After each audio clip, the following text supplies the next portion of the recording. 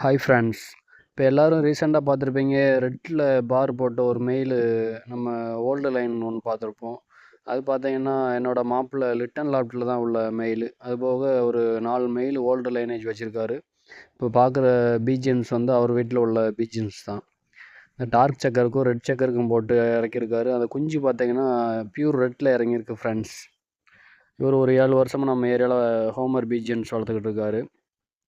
லாப்ட் அன்னைக்கு போய் பார்த்தேன். எல்லாமே பேர்டு எல்லாமே செலக்ட் பண்ணி தான் போட்டிருக்காரு. எல்லாமே லைனேஜ் எல்லாமே சூப்பராக இருக்குது ஃப்ரெண்ட்ஸ்.